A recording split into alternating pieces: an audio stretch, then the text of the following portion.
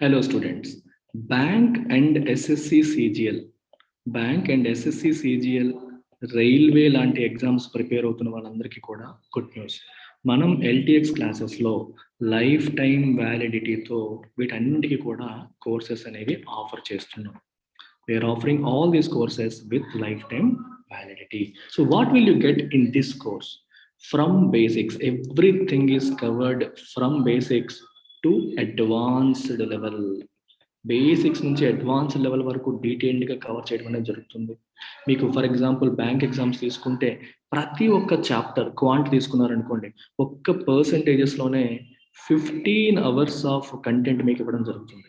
So దీంట్లో మీకు 200 MCQsని బేసిక్స్తో మొదలుపెట్టి డిఫికల్ట్ లెవెల్ వరకు, లో, మీడియం, డిఫికల్ట్ అని 3 కేటగిరీస్ కింద డివైడ్ చేసి ఒక 200 MCQs మొత్తం సాల్వ్ చేసి మీకు కంటెంట్ ఇవ్వడం అనేది జరుగుతుంది. ఇదంతా కూడా మీకు రికార్డెడ్ మోడ్లో ఇస్తున్నాం. ఎందుకు రికార్డెడ్ మోడ్లో ఇస్తున్నామంటే it gives us an opportunity to give you more and more content. చాలా డీటెయిల్డ్గా, చాలా ఎక్కువ క్వశ్చన్స్ సాల్వ్ చేసి మీకు ఇవ్వడానికి మాకు ఇది ఒక ఆస్కారం కల్పిస్తుంది.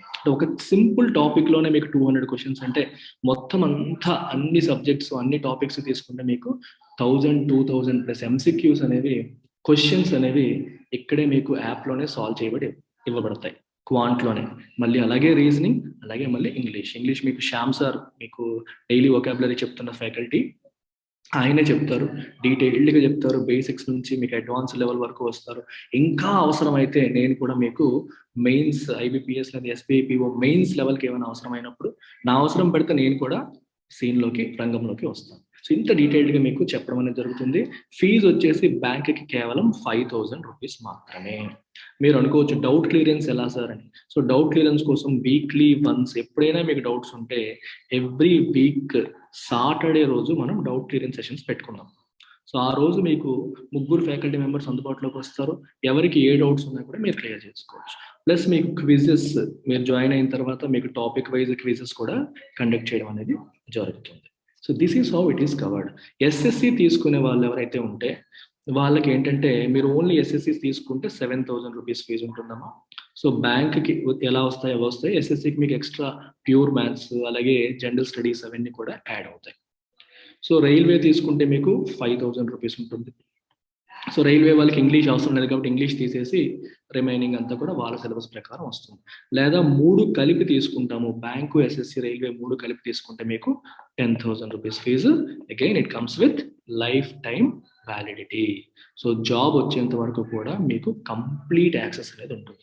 సో నేను మీకు రికమెండ్ చేసేది ఏంటంటే ఈ నెంబర్కి కాల్ చేయండి, ప్రత్యూష మేడంతో మీరు మాట్లాడి మీరు డెమోస్ చూడండి, కంటెంట్ ఎలా ఉంది, ఫ్యాకల్టీ ఎలా చెప్తున్నారని చూడండి. మీకు నచ్చినట్లయితే మాత్రమే జాయిన్ అవ్వండి. Join only if you like the content, otherwise don't join. నేనే చెప్తున్నాను కదా, జాయిన్ అవ్వద్దు. మీకు నచ్చాలి, ఫ్యాకల్టీ నచ్చాలి, చెప్పే విధానం నచ్చాలి, అప్పుడు మాత్రమే మీరు జాయిన్ అవ్వండి. సో మ్యామ్తో అయితే ముందు మాట్లాడి డెమో అనేది చూడండి. She will give you access. ఒక 1-2 hours మీరు డెమో చూస్తే మీకు క్లారిటీ వస్తుంది, ఎలాంటి కంటెంట్ ఇస్తారు, ఏం చేస్తారని. సరేనా? దట్స్ అబౌట్ ఇట్ అమ్మా. Take care. మరి ఇవాళ ఎడిటోరియల్ ప్రారంభిద్దాం. Title of today's editorial alarm bells అనే పేరుతో ఇవాళ ఎడిటోరియల్ టైటిల్ అనేది ఉంది. సో ఎడిటోరియల్ చెప్పే ముందు ఒక చిన్న కథ చెప్పాలి. ఏంటా కథ చూడండి, చాలా ఇంపార్టెంట్ కథ ఇది. Insurgency in Punjab. ఇన్సర్జెన్సీ అంటే తిరుగుబాటు. ఇన్సర్జెన్సీ అంటే ఏంటమ్మా? తిరుగుబాటు. సో ఇది ఎప్పుడు వచ్చిందంట? అప్పుడెప్పుడో, ఇప్పుడు కాదు ఇది, అప్పుడెప్పుడో వచ్చింది. సో ఏంటి దీని కథ ఒకసారి మనం చూసేయాలి. యాక్చువల్గా 1980s, మిడ్ 1980sలో ఈ ఇన్సర్జెన్సీ ఇన్ పంజాబ్ అనేది రావడం జరిగింది. Okay. So Sikh nationalist movement అంటాం, ఖలిస్తాన్ మూమెంట్ అంటాం. అంటే సెపరేట్గా మాకు ఇండిపెండెన్స్ ఇవ్వండి, సిక్కులందరికీ కూడా సెపరేట్ ఇండిపెండెన్స్ కావాలి అని చేసిన ఒక మిలిటెంట్ స్ట్రగుల్ ఇది. ఒక ఆర్మ్డ్, మిలిటెంట్, వైలెంట్ స్ట్రగుల్ని మనం ఈ ఖలిస్తాన్ మూమెంట్ అని చెప్పంటాం. అయితే దీనికి బీజాలు ఎప్పుడు పడ్డాయి? మనకి గ్రీన్ రెవల్యూషన్ ఎప్పుడైతే వచ్చిందో, హరిత విప్లవం ఎప్పుడైతే వచ్చిందో, పంజాబ్ రాష్ట్రం సుభిక్షంగా మారింది, రైతులు చాలా డబ్బున్న వాళ్ళుగా మారారు. సో అలా కొన్ని ఇన్సిడెంట్స్ 1960s, 70sలో జరిగాయి. So they became rich, they became affluent and పంజాబ్లో మీకు అందరికీ తెలిసిందే మెజారిటీ కమ్యూనిటీ ఎవరమ్మా? సిక్ కమ్యూనిటీ. సో పంజాబ్లో close to 60% people are Sikhs. ఓవరాల్గా ఇండియాలో తీసుకుంటే సిక్ పాపులేషన్ 2% ఉంటుంది. ఒక్క పంజాబ్ రాష్ట్రమే తీసుకుంటే 60% వరకు పంజాబ్ పాపులేషన్ వచ్చేసి సిక్ కమ్యూనిటీయే ఉంటుందన్నమాట. సో వీళ్ళంతా కూడా అప్పట్లో ఏమైందంటే they started asking for greater autonomy. అంటే పంజాబ్ రాష్ట్రానికి అటానమీ పెరగాలి, అంటే ఎక్కువ సొంత నిర్ణయాలు తీసుకునే అవకాశాన్ని కల్పించాలి. అంటే ఈ ఫెడరల్ గవర్నమెంట్లో ఒక భాగంగా కాదు, we want more autonomy,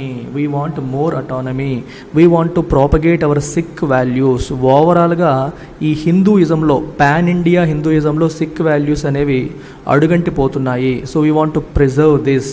so సిక్కుల యొక్క ఐడెంటిటీ అనేది పోతుంది, మేము ప్రిజర్వ్ చేయాలి, వీ వాంట్ మోర్ అటానమీ అని భావించి, సో వీళ్ళంతా కూడా ఏమడిగారు? ఎక్కువ అటానమీ కావాలని భావించి they put forward A resolution called Anandpur Sahib resolution. Anandpur Sahib resolution అనేది ఇది పెట్టడం అనేది జరిగింది. ఇది ఎప్పుడు 1973లో ఎవరు అంటే అకాలీదళ్ పార్టీ. అంతకుముందు 1972 ఎలక్షన్స్లో కాంగ్రెస్ డిఫీటెడ్ అకాలీదళ్. కాంగ్రెస్ అకాలీదళ్ని డిఫీట్ చేసింది. 1973లో అకాలీదళ్ వచ్చేసి ఆనంద్పూర్ సాహిబ్ రెజల్యూషన్ పాస్ చేసి మాకు మోర్ అటానమీ ఇవ్వండి, ఓకే, ప్రతిదానికి మేము సెంట్రల్ గవర్నమెంట్ పైన అంటే మిగిలిన రాష్ట్రాలతో కంపేర్ చేసి వీ వాంట్ మోర్ అటానమీ ఇవ్వండి అని చెప్పి అడగడం జరిగింది. మరి అప్పటి కాంగ్రెస్ గవర్నమెంట్ ఏం చేసింది? It has completely dismissed it, rejected it.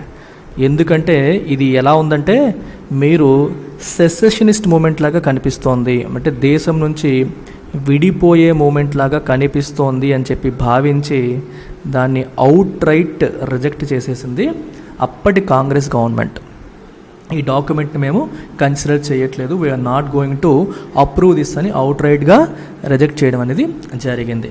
అదే టైంలో there is a person called Jarnail Singh. He is a very important person. Jarnail Singh Bhindranwale. ఈ particular person he joined hands with Akali Dal. ఈయన అకాలీదళ్తో చేతులు కలిపాడు. అకాలీదళ్తో చేతులు కలిపి ధరం యుద్ధ మోర్చా, ధరం యుద్ధ మోర్చా అనే దాన్ని లాంచ్ చేయడం జరిగింది 1982లో. దేనికోసం, ఎందుకు లాంచ్ చేశారు ఇదంతా? ఆనంద్పూర్ సాహిబ్ రిజల్యూషన్ని అమలు చేయాలి అని చెప్పి, ఆనంద్పూర్ సాహిబ్ రిజల్యూషన్ ఎలాగైనా ఇంప్లిమెంట్ చేయాలి అని చెప్పి ఈ ధరం యుద్ధ మోర్చా 1982లో ఆయన లాంచ్ చేయడం జరిగింది. ఇది ఎలాగైనా ఇంప్లిమెంట్ చేయడమే నా ధ్యేయంగా నేను ఉంటానని చెప్పి he became very prominent figure in country politics. ఈయన చాలా ఇంపార్టెంట్ వ్యక్తి అయిపోయారు. సో ఇది ఆనంద్పూర్ రెజల్యూషన్ ఎలాగైనా పాస్ చేయాలి, ఒకవేళ పాస్ చేయకపోతే పంజాబ్ని ఒక సెమీ అటానమస్ స్టేట్ కింద డిక్లేర్ చేసేస్తాము అని చెప్పి అన్నారు. And it will become a home land for సిక్స్కి ఇది ఒక హోమ్ ల్యాండ్గా మారిపోతుంది, ఇది ఒక సెమీ అటానమస్ స్టేట్గా మనం చేసేద్దాము అని చెప్పి ఆయన అనుకోవడం అనేది జరిగింది. సో ఎప్పుడైతే మన దేశంలో ఒక పర్టికులర్ రాష్ట్రానికి చెందిన వ్యక్తి తాను అనుకున్నది అవ్వకపోతే దాన్ని సెమీ అటానమస్ అంటే అర్థం ఏంటి? తనంతట తానే నిర్ణయాలు తీసుకునే అధికారం ఉండడం. సెమీ అటానమస్ అంటే కొంతపాటు వరకే మేము సెంటర్ చెప్పింది వింటాము, మెజారిటీ పోర్షన్ అంతా మేము మా ఓన్ నిర్ణయాలే తీసుకుంటాము అనే మెథడాలజీ ఆయన చెప్పడం జరుగుతుంది అక్కడ. So that's what we're seeing there. మీకు అర్థమవుతుందా? సో ఇది పరిస్థితి. సెమీ అటానమస్ స్టేట్గా దాన్ని మార్చేస్తాము అని చెప్పి ఆయన చెప్పడం జరిగింది. మరి అలా ఒక వ్యక్తి అలాంటి మాటలు అంటుంటే దాన్ని మరి గవర్నమెంట్ ఏమనుకుంటుంది? సో ప్రజల్ని రెచ్చగొడుతున్నారు, సెపరేట్ మూమెంట్ తీసుకురావడానికి ఆయన ప్రయత్నం చేస్తున్నారు, ఇండియా నుంచి పంజాబ్ని సెపరేట్ చేసే ప్రయత్నాలు జరుగుతున్నాయని చెప్పి గవర్నమెంట్ ఖచ్చితంగా భావించడం జరుగుతుంది. సో ఇదే అదనుగా పాకిస్తాన్ లాంటి శత్రు దేశాలు కూడా ఈ వీళ్ళలో ఉన్న మిలిటెంట్ పోర్షన్, కొంతమంది చూడండి ఏదన్నా చేయాలంటే కొందరు శాంతియుతంగా మాట్లాడి చేద్దాం అనుకుంటారు, ఇంకొంతమంది మిలిటెన్సీ ఆర్మ్స్ పట్టుకొని ఆయుధాలు పట్టుకొని చేద్దాం అనుకుంటారు. ఇలాంటి వాళ్ళని పాకిస్తాన్ ఇంకోవైపు నుండి సైలెంట్గా టాసిట్ సపోర్ట్ ఇవ్వడం, ఎంకరేజ్ చేయడం కూడా జరిగింది. సో వీళ్ళు ఏమయ్యారంటే ఇంకా ఈ భింద్రా వాళ్ళకి మెల్లమెల్లగా పాపులారిటీ అనేది పెరుగుతూ వచ్చింది. మన సిక్ వాల్యూస్ పైన పొలిటీషియన్స్ అటాక్ చేస్తున్నారు, సిక్ వాల్యూస్ మనం కోల్పోతున్నాము అని చెప్పడం జరిగింది. ఈ పాన్ ఇండియన్ హిందూయిజంలో సిక్ అనేది ఐడెంటిటీని కోల్పోతుంది అని కూడా ఆయన చెప్పడం అనేది జరిగింది. సో ఈ భింద్రన్ వాలే తర్వాత ఆయన యొక్క ఫాలోవర్స్ ఎవరైతే ఉన్నారో వీళ్ళందరూ కూడా దే స్టార్టెడ్ క్యారింగ్ ఆర్మ్స్, ఆయుధాలు పట్టుకొని తిరగడం మొదలుపెట్టారు. మనకి అమృత్సర్లో ఉన్న గోల్డెన్ టెంపుల్లో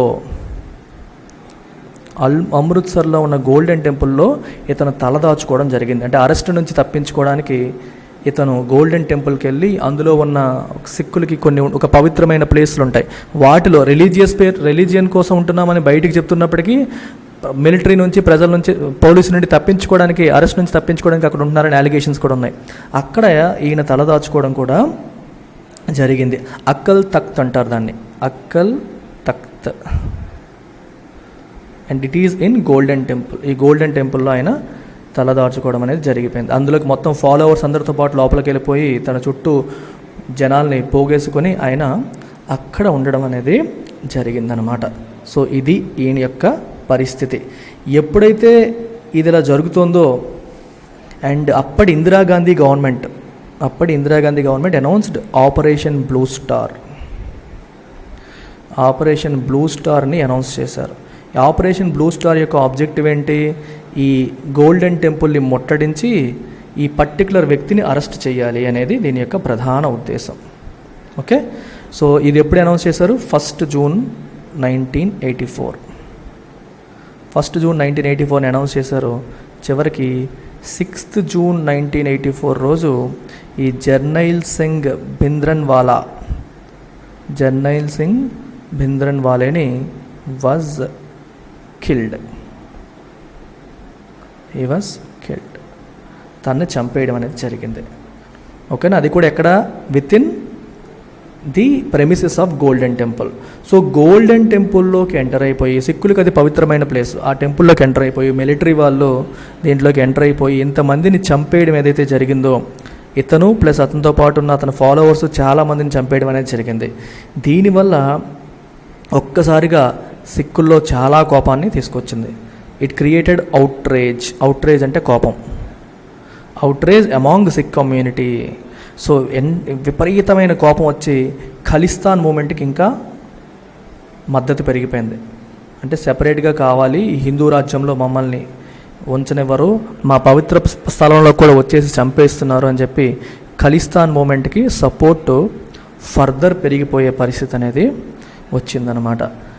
సపోర్ట్ అనేది వచ్చింది. అంటే అప్పటి వరకు సైలెంట్గా ఉన్న సిక్కులు కూడా చూడండి మన వాడిని ఒకరిని ఇలా చంపేశారనేసరికి వాళ్ళు కూడా కోపగ్రస్తులై ఈ మూమెంట్లో పార్టిసిపేట్ చేయడం అనేది జరిగింది. అండ్ 4 months తర్వాత, ఆఫ్టర్ 4 months, ఇది జరిగిన 4 months తర్వాత ఏం జరిగింది? అప్పటి ప్రైమ్ మినిస్టర్ ఆఫ్ ఇండియా ఎవరు? ఇందిరాగాంధీని అసాసినేట్ చేశారు. She was assassinated. ఎవరు అసాసినేట్ చేశారంటే తన body guards Satwant Singh and బియాంట్ Singh. వీళ్ళిద్దరూ ఇందిరాగాంధీ యొక్క బాడీ గార్డ్సే. వాళ్ళే ఇందిరాగాంధీని చంపేయడం అనేది జరిగింది. 31st October 1984 31st October నాడు ఇందిరాగాంధీని అసాసినేట్ చేయడం అనేది జరిగింది. ఎప్పుడైతే ఇందిరాగాంధీని ఇద్దరు సిక్కులు చంపేశారో ఒక్కసారిగా there was a huge public outcry. Jarnail Singh Bhindran అని చంపినప్పుడు సిక్కుల్లో ఎటువంటి కోపం వచ్చిందో, ఇందిరాగాంధీని చంపేసరికి సిక్కుల మీద ప్రజలకి విపరీతమైన కోపం వచ్చేసింది. పబ్లిక్ అవుట్ క్రైకి అది దారితీసింది. And then it led to 1984 Sikh massacre అంటే ఊచకోత అంటే ఒకేసారి లార్జ్ నెంబర్ ఆఫ్ పీపుల్ని చంపేయడం. సో హిందువులందరూ కలిసి ఎక్కువగా లార్జ్ నెంబర్ ఆఫ్ సిక్కుల్ని కనిపించిన వాళ్ళని కనిపించినట్టు చంపుకుంటూ వెళ్ళిపోవడం అనేది జరిగింది. ఒక్క ఢిల్లీలోనే కొన్ని వేల మంది సిక్కుల్ని చంపేశారు.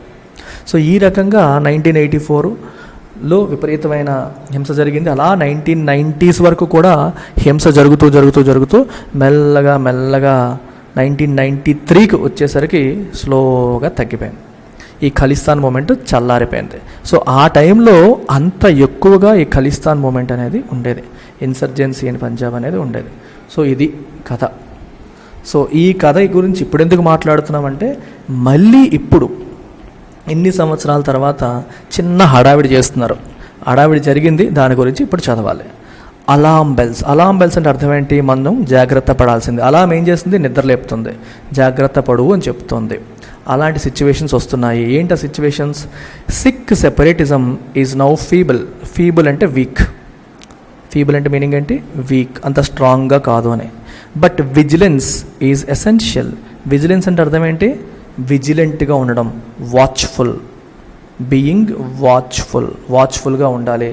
అంటే ఏం జరుగుతుందో జాగ్రత్తగా అబ్జర్వ్ చేయాలి, వదిలేయడానికి లేదు. అంటే అప్పట్లో సెపరేట్ సిక్ స్టేట్ కావాలని గోల్ చేశారు, కానీ ఇప్పుడంతా హడావిడి లేదు. అట్ ద సేమ్ టైం పూర్తిగా వదిలేయడానికి లేదు, విజిలెన్స్ అనేది ఉండాలి అని దీని అర్థం అన్నమాట. Symbols of Sikh separatism that appeared at the Himachal Pradesh Assembly Complex in Dharamshala on Sunday suggests that forces promoting it are active and capable of mischief.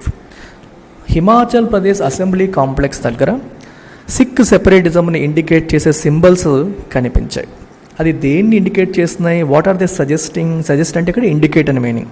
That forces promoting it, Sikh సెపరేటిజంని promote చేస్తున్న forces ఇంకా యాక్టివ్గానే ఉన్నాయి. They are capable of mischief అంటే అల్లరి పనులు, bad activities, మనల్ని ఇబ్బంది కలిగించే యాక్టివిటీస్ చేసే కెపాసిటీ వాళ్ళకి ఇప్పటికీ ఉంది అనే విషయం మనకి దీని ద్వారా తెలుస్తుంది. Purported flags of imaginary Khalistan were put up on the gate of the complex and slogans scrawled on the walls. Purported అంటే చెప్పబడుతున్న, ఎలీజ్డ్ అనుకుంటున్నా, చెప్పుకుంటున్నా అనే మీనింగ్ అనమాట. ఓకే, ఫ్లాగ్స్ ఆఫ్ అంటే ఇమాజినరీ ఖలిస్తాన్ ఫ్లాగ్స్ అని చెప్పబడుతున్న, అంటే రేపు పొద్దున్న రాబోతున్న ఖలిస్తాన్ యొక్క ఫ్లాగ్ ఎలా ఉంటుంది అని చెప్పి అంటున్నారు చూడండి. అని చెప్పబడుతున్న ఫ్లాగ్స్ అనేవి were put up on the gate of the complex. Assembly gate దగ్గర ఈ ఫ్లాగ్స్ అనేవి పెట్టడం జరిగింది. అండ్ స్లోగన్స్ స్క్రాల్ అంటే గోడ మీద రాశారు. స్క్రాల్ అంటే మీనింగ్ అంటే ఇక్కడ గోడ మీద రాయడం, write something in a careless way, scrawled on the walls, అడ్డదిడ్డంగా గోడల మీద కూడా రాశారు. The state police chief has set up a special investigation team and ordered heightened vigil at the borders. Special investigation టీమ్ని సెటప్ చేశారు. హైటెండ్ అంటే పెరిగిన, whistle అంటే వాచ్ఫుల్నెస్, బార్డర్ దగ్గర ఇంకా ఎక్కువ వాచ్ఫుల్గా ఉండాలి అని చెప్పడం జరిగింది. On the same day police in Punjab said they had averted a terror attack after arresting 2 men said to be Khalistan sympathizers with explosives in Tarn district. Himachal ప్రదేశ్లో ఈ హడావిడి జరిగిన అదే రోజు పంజాబ్లో పోలీసులు 2 అరెస్ట్ చేశారు.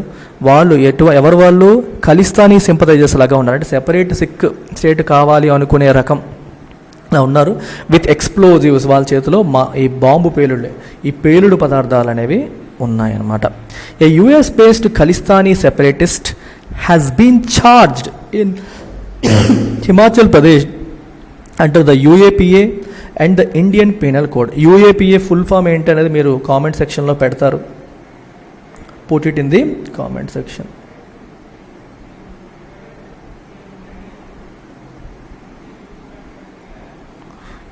ఓకేనా?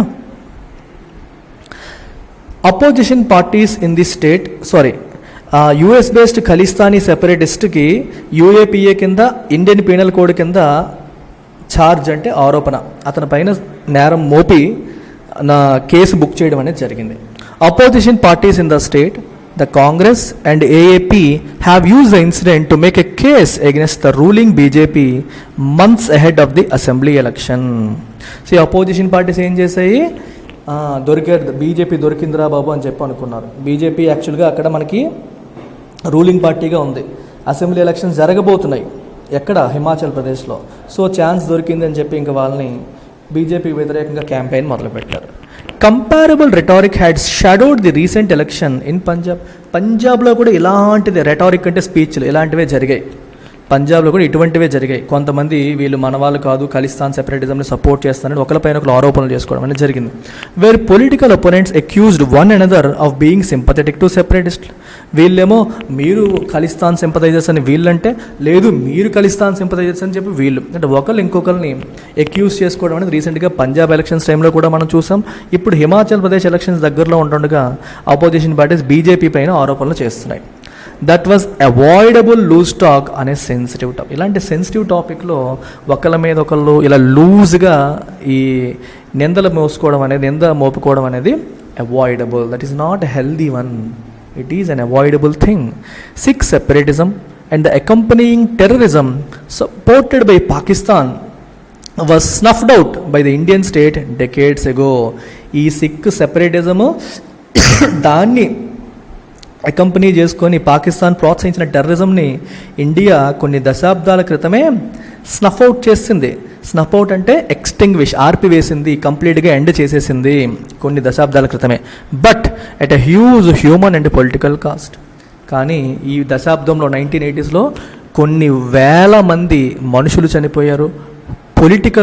పొలిటికల్గా కూడా చాలా ఎక్కువ నష్టం జరిగింది.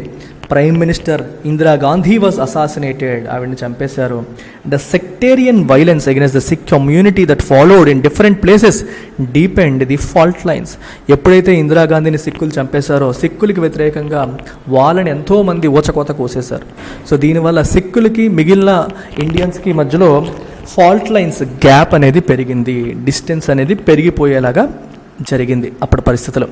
Those wounds continue to fester అంటే ఇంకా ఒక జబ్బు కానీ ఒక దెబ్బ కానీ పూర్తిగా హీల్ అవ్వకుండా ఇంకా సెప్టిక్ అవ్వడం, ఇంకా వర్సెన్ అవ్వడం, ఎప్పటికేవి ఆ గాయాలు ఎప్పటికీ మానలేదు, ఎప్పటికీ నొప్పి కలిగిస్తున్నాయి. అప్పుడు జరిగిన దాని యొక్క ప్రభావం ఇంకా కొంచెం ఉంది అని అర్థం. And care must be taken by the state, the political actors, community leaders to ensure that history does not repeat it self as at another tragedy. అందుకే ఈ పొలిటీషియన్స్, గవర్నమెంట్, కమ్యూనిటీ లీడర్స్ అందరూ కూడా కేర్ తీసుకోవాలి.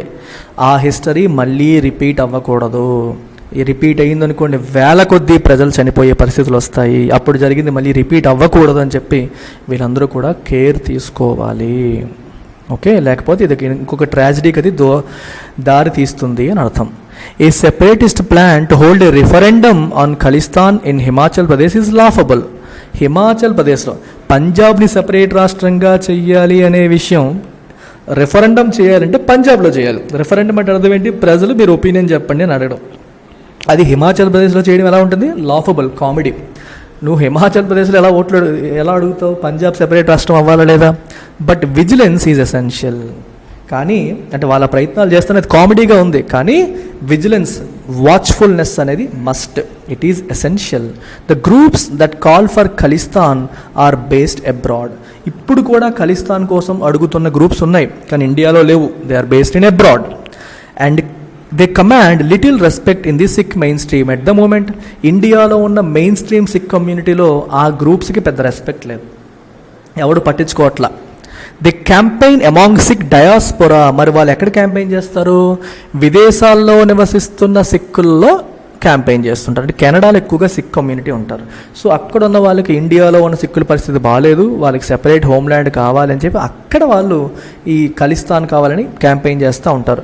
ఎలీజింగ్ మిస్ట్రీట్మెంట్ of the community by the Indian state. Indian government వాళ్ళని సరిగ్గా treat చేయట్లేదు, సరిగ్గా చూసుకోవట్లేదు, mistreat చేస్తోంది అని చెప్పి ఎలీజ్మెంట్ చేస్తూ, ఎలీజ్మెంట్ అంటే ఎలీజ్ అంటే ఆరోపిస్తూ చెప్తోందన్నమాట. They have a favourable environment though. అరే మీరు అనుకోవచ్చు, వాళ్ళు చెప్పినంత మాత్రాన ఎవరు నమ్మేయాలి? ఇండియన్ గవర్నమెంట్ అలా చేస్తేనే కదా బాధపడాలి, అలా చేయనప్పుడు బాధపడాల్సిన అవసరం ఏంటి అని చెప్పి మనం అడగచ్చు. ఓకేనా? అడగాల్సిన పరిస్థితి ఉంది. కానీ ఇండియాలో మీరు ఒకసారి తీసుకుంటే వాళ్ళు అంటున్న మాటలకి ఫేవరబుల్ ఎన్వైరన్మెంట్ ఉంది అంటే అర్థం ఏంటి? ప్రభుత్వం చేస్తున్న పనులు కొందరికి అనుకూలంగా కొందరికి వ్యతిరేకంగా కనిపిస్తున్నాయి అని అర్థం. చూడండి, domestic divisions in India exacerbated by the politics and policy of the ruling BJP are echoing among the diaspora in the US, Canada, Europe and Australia. Very important. Domestic divisions in India. ఇండియాలో డొమెస్టిక్గా divisions అంటే గ్రూపులుగా విడిపోవడం, రిలీజియస్గా విడిపోవడం ఏదైతే ఉందో exacerbated by the politics and policy of the ruling BJP యొక్క politics, వాళ్ళు అనుభవిస్తున్న విధానాలు కూడా అలాగే ఉన్నాయి. జనాల్లో స్కిజమ్స్ అంటే డివిజన్స్ క్రియేట్ చేసి దాన్ని పొలిటికల్గా దాని నుంచి బెనిఫిట్ పొందుతోంది బీజేపీ. కాబట్టి సో ఈ ఇంటర్నేషనల్ కమ్యూనిటీలో ఈ తప్పుల్ని ఎత్తి చూపి, చూసారా సిక్కులు కూడా వీళ్ళు పట్టించుకోరు అని ఎత్తి చూపడానికి ఒక ఆస్కారం మన ఇప్పుడు చూడండి, మనలో లోపాలు ఉంటేనే ఎదురుడికి ఛాన్స్ వస్తుంది, మనం తప్పులు చేస్తుంటేనే ఎదురుడికి ఎత్తి చూపే అవకాశం అనేది వస్తుంది, అలాగనమాట. అండ్ అందుకనే so domestic divisions in India are echoing among the diaspora in the US, Canada, Europe, Australia. Diaspora అంటే భారతీయులు విదేశాల్లో నివసిస్తున్న సెటిల్ అవుతున్న భారతీయులు డయాస్పోరా అంటారు. ఇండియన్ డయాస్పోరా ఇన్ యూఎస్ అన్నాను అనుకోండి, ఇండియా నుంచి యూఎస్కి వచ్చి సెటిల్ అయిపోయిన వాళ్ళు అని అర్థం అనమాట. సో ఈ రాష్ట్రాల్లో ఈ దేశాల్లో ఉన్న ఇండియన్ డయాస్పోరాలో ఇండియాలో ఉన్న డొమెస్టిక్ డివిజన్స్ అండ్ మన బీజేపీ చేస్తున్న ఈ పాలిటిక్స్ పాలసీ ఈ డొమెస్టిక్ డివిజన్స్ని ఏం చేస్తున్నాయి? ఎగ్జాసర్బేట్ చేస్తున్నాయి. ఎగ్జాసర్బేట్ అంటే వర్సన్, సిచ్యువేషన్ ఇంకా వర్సన్ చేస్తున్నాయి. ఈ సిచ్యువేషన్ అంతా కూడా ఈ దేశాల్లో ఏమవుతుంది? ఎక్కువ అవుతుంది, రివర్బరేట్ అవుతుంది. అంటే వాళ్ళు దీని గురించి మాట్లాడుకునే పరిస్థితులు, దీని యొక్క ప్రకంపనలు అక్కడ వినిపిస్తున్నాయి. Religious minorities and Dalits have been disconnected from the diaspora mobilisation of the Indian government. Indian government ఎప్పుడన్నా అక్కడికి వెళ్ళింది అనుకోండి, అక్కడ డయాస్పోరాని మొబిలైజ్ చేస్తుంది. అంటే మోదీ గారు వెళ్ళేటప్పుడు కానీ ఆ డయాస్పోరాని మొబిలైజ్ చేసేటప్పుడు కూడా రిలీజియస్ మైనారిటీస్ లైక్ సిక్కులు, జైన్స్, క్రిస్టియన్స్, ముస్లిమ్స్ వీళ్ళని మరియు హిందువుల దళిత్స్ని డిస్కనెక్ట్ చేస్తారు, వదిలేస్తూ ఉంటారు. మిగిలిన వాళ్ళు మాత్రమే గ్యాదర్ చేస్తూ ఉంటారు. ఈ కమ్యూనిటీల్లో కూడా బయట దేశాల్లో ఉన్న వాళ్ళని పట్టించుకోకుండా వదిలేస్తూ ఉండడం అనేది జరుగుతుంది. Hindutva affiliates helm Indian diaspora politics. అంటే బయట దేశంలో భారతీయుల యొక్క పాలిటిక్స్ అంటే వాళ్ళందరినీ ఒక మీటింగ్ తీసుకురావడం కావచ్చు, కలపడం కావచ్చు, దీంట్లో కూడా ఎవరు ఆర్గనైజ్ చేస్తారు? హిందుత్వ. అంటే బీజేపీకి అనుకూలంగా ఉన్న హిందూ మెజారిటీ దేశం ఇది, హిందువులకే మిగిలిన వాళ్ళతో కంపేర్ చేస్తే ఎక్కువ భాగం ఉండాలి డెసిషన్ మేకింగ్లో అని భావించే ఈ గ్రూప్స్ ఏవైతే ఉన్నాయో వాళ్ళే ఈ డయాస్పోరా పాలిటిక్స్ని లీడ్ చేస్తూ ఉంటారు. సో రిలీజియస్ మైనారిటీస్ని వీళ్ళందరినీ పక్కన పడేస్తూ ఉంటారు, వాళ్ళని పట్టించుకోకుండా వదిలేస్తూ ఉంటారు.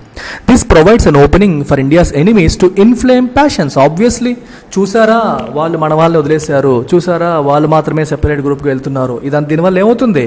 వీళ్ళలో ఒక ప్యాషన్ అంటే ఒక భావజాలం, ఒక స్ట్రాంగ్ ఎమోషన్ని ఇన్ఫ్లేమ్ అంటే రెచ్చగొట్టడం, మనలో ఆ స్ట్రాంగ్ ఎమోషన్ని రెచ్చగొట్టే అవకాశం ఎనిమీస్కి ఇచ్చినట్టు అవుతుంది. Fortunately for India there are not many takers for such propaganda among Sikh community. అయితే అలా చేసేవాళ్ళు చేస్తున్నప్పటికీ ఆ ప్రోపగాండాకి మన సిక్ కమ్యూనిటీలో ఎవరు నమ్మేవాళ్ళు లేరు. ప్రోపగాండా అంటే అర్థం ఏంటంటే ఒకరిని తప్పుదారి పట్టించడానికి చేసే ప్రయత్నాలు, అంటే ఒక మాట అది నిజం కాదు అబద్ధమే, ప్రోపగాండా పాలిటిక్స్ అంటారు. అంటే నమ్మించే ప్రయత్నం చేయడం, ఓకే, నమ్మించే ప్రయత్నం చేయడం. ఫర్ ఎగ్జాంపుల్ చూడండి, కాంగ్రెస్ గవర్నమెంట్ వస్తే హిందువులకు అన్యాయం జరుగుతుంది అని వాట్సాప్ గ్రూపుల్లో గట్రా మనం చూస్తూ ఉంటాం. వాళ్ళు ముస్లిం సింపథైజర్స్, హిందువుల్ని కాపాడాలంటే, హిందూ ధర్మాన్ని కాపాడాలంటే బీజేపీ మాత్రమే చేయగలుగుతుంది అని మనలో ఆ భావన క్రియేట్ చేసే మెసేజెస్ మనం ఫేస్బుక్లో, వాట్సాప్లో చూస్తుంటాం. వీటన్నిటిని కూడా ప్రోపగాండా పాలిటిక్స్ అని అంటారు. అంటే మనల్ని ఒక పర్టిక్యులర్ ఐడియాలజీ వైపు మూవ్ చేసేలాగా రన్ చేసే ఈ రెటారిక్ని, స్పీచ్ని, మెసేజెస్ని ప్రోపగాండాస్ అని అంటారనమాట. అయితే ఇలాంటి ప్రోపగాండా మన ఇండియన్ సిక్ కమ్యూనిటీకి ఏ ఎఫెక్ట్ పడలా. అంటే బయట ఎనిమీస్, మన ఇండియన్ ఎనిమీస్ ఏవైతే ఉన్నాయో వాళ్ళందరూ సిక్ కమ్యూనిటీని ఇన్ఫ్లుయెన్స్ చేయడానికి ట్రై చేస్తున్నారు, కాకపోతే వీళ్ళు ఎఫెక్ట్ అవ్వలేదు. కాకపోతే but thoughtless comments and campaigns against the community particularly when they are led by powerful political actors can trigger serious reactions. ఆలోచన లేకుండా మనం చేసే మాటలు, ప్రచారాలు ఏవైతే ఉన్నాయో, సిక్కుకి వ్యతిరేకంగా చేసే ప్రచారాలు ఏవైతే ఉన్నాయో అవి సీరియస్ రియాక్షన్స్కి దారితీసే అవకాశం ఉంటుంది. అందుకే ఏదన్నా మాట్లాడితే ఆలోచించి మాట్లాడాలి, ఊరికే వాక్కూడదు, సెన్స్లెస్గా, థాట్లెస్గా మాట్లాడకూడదు అని చెప్పి అంటున్నారు. So in its desperation to delegitimize the farm agitation, the BJP tacitly supported campaigns that portrayed Sikh protesters as anti-nationals inspired by foreign countries. చాలా ఇంపార్టెంట్ ఇది. ఇక్కడ ఏం జరుగుతుందంటే సిక్ కమ్యూనిటీకి సిక్ కమ్యూనిటీ పాయింట్ ఆఫ్ వ్యూలో మనం ఈ సెంటెన్స్ చూడాలి. సిక్ కమ్యూనిటీని ఇంటర్నేషనల్గా చాలామంది ఇన్ఫ్లుయెన్స్ చేయడానికి ట్రై చేస్తున్నారు యూజింగ్ డిఫరెంట్ ప్రోపగాండా. ఏంటది? ఈ బీజేపీ గవర్నమెంట్ మనకు సపోర్ట్ చేయదు, మనల్ని ఇబ్బంది పెడుతుంది అని చెప్పి ట్రై చేస్తున్నారు. వీళ్ళు ఎంత ట్రై చేస్తున్నప్పటికీ కూడా సిక్ కమ్యూనిటీ వాళ్ళ మాట వినట్లేదు. వాళ్ళు నార్మల్గానే ఉన్నారు, ఇండియన్ స్టేట్ పైన పూర్తి స్థాయి నమ్మకంతోనే ఉన్నారు. కానీ కొన్నిసార్లు మన పొలిటీషియన్స్ ఉన్నారు చూసారు, వీళ్ళు యూజ్లెస్ కామెంట్స్ చేస్తారు. ఎలా చేస్తారు? ఫామ్ యాజిటేషన్ జరిగాయి, మీకు గుర్తుందా? బీజేపీ తీసుకొచ్చిన ఫామ్ బిల్స్కి వ్యతిరేకంగా ఎస్పెషల్లీ పంజాబ్, యూపీ రాష్ట్రాల్లో రైతులు దానికి వ్యతిరేకంగా పోరాటాలు చేయడం అనేది జరిగింది. ఈ పోరాటాలు చేసినప్పుడు ఈ పోరాటం ఏదైతే ఉందో, ఈ ఫైట్ ఏదైతే ఉందో అది మన వాళ్ళది కాదు, అది ఈ ఖలిస్తాన్ మూమెంట్ని సపోర్ట్ చేస్తున్న వాళ్ళ దగ్గర ఫండ్స్ తీసుకొని ఇండియాలో ఉన్న కొంతమంది చేస్తున్నారు. ఈ సిక్ సెపరేటిస్టులు చేస్తున్న మూమెంట్ ఇది, నిజమైన సిక్ కమ్యూనిటీ చేస్తుంది కాదు అని చెప్పి బీజేపీ గవర్నమెంట్ ఇండైరెక్ట్గా హింట్ ఇవ్వడానికి ట్రై చేసింది. అంటే రైతులు చేస్తున్న విప్లవం నిజంగా రైతులు చేస్తుంది కాదు, రైతులు చేస్తుంది వాళ్ళు చేస్తుంది కాదు, ఈ ఖలిస్తాన్ మూమెంట్ సపోర్ట్ చేసే వాళ్ళు చేస్తుందని. ఇప్పుడు చూడండి, జెన్యున్గా నువ్వు కడుపు మండి రోడ్డు మీదకి వెళ్ళినప్పుడు వీడు నిజం కాదు, వీడు ఫేక్ గాడు అంటే ఎలా ఉంటుంది? అలాగనమాట. అలాంటి పరిస్థితి నిజంగా రైతులు బయటకు వెళ్తే వాళ్ళని ఇది రైతులు కాదు, వీళ్ళు ఖలిస్తాన్ సపోర్టర్స్, వాళ్ళు చెప్తే వీళ్ళు చేస్తున్నారు అన్నట్టు డీలెజిటిమైజ్, అది నిజమైంది కాదు అని చెప్పే ప్రయత్నం అప్పట్లో బీజేపీ చేసింది. అలాంటి క్యాంపెయిన్స్ని సపోర్ట్ చేసింది, టాసిట్లీ అంటే ఇండైరెక్ట్గా సపోర్ట్ చేయడం అనేది జరిగింది. ఈ సిక్ ప్రొటెస్టర్స్ని యాంటీ నేషనల్స్గా, ఫారిన్ కంట్రీస్ ద్వారా ఇన్స్పైర్ అయిన, అంటే వాళ్ళ దగ్గర డబ్బులు తీసుకుని వాళ్ళు చెప్తే ప్రేరేపితమైన యాంటీ నేషనల్స్గా వాళ్ళని పోర్ట్రే చేయడం అంటే చూపించడం. అలాంటి చూపించే క్యాంపెయిన్స్ని ఇండైరెక్ట్గా బీజేపీ సపోర్ట్ చేసింది అప్పట్లో. Though isolated and feeble, Sikh separatism continues to flicker.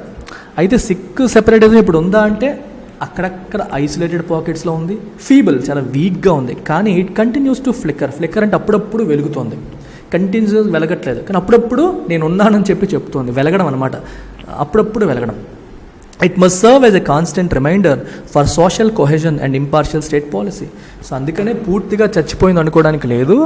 So కాబట్టి మనం సరిగ్గా ఉండకపోతే మళ్ళీ ఇట్లాంటి అవాంఛనీయ సంఘటనలు జరిగే అవకాశం ఉంటుంది, మళ్ళీ సిక్ సెపరేటిజం జీవం పోసుకునే అవకాశం ఉంటుంది. అందుకే ప్రభుత్వాలు ఏం చేయాలి? స్టేట్ పాలసీ ఇంపార్షియల్గా ఉండాలి, అంటే ఏ మతానికి ఏ కులానికి అనుకూలంగా ఉండకూడదు, అందరికీ ఒకేలాగా ఉండాలి, అన్బయాస్డ్గా ఉండాలి, మరియు సోషల్ కోహెజన్, సొసైటీ అంతా కూడా కలిసికట్టుగా ఉండడం అనేది ఇంపార్టెంట్. ఏమాత్రం గ్యాప్స్ వచ్చినా అది విదేశీ శక్తులు దాన్ని వినియోగించుకొని ఇలాంటి మూమెంట్స్కి మళ్ళీ జీవం పోసే అవకాశం అనేది ఉంటుంది.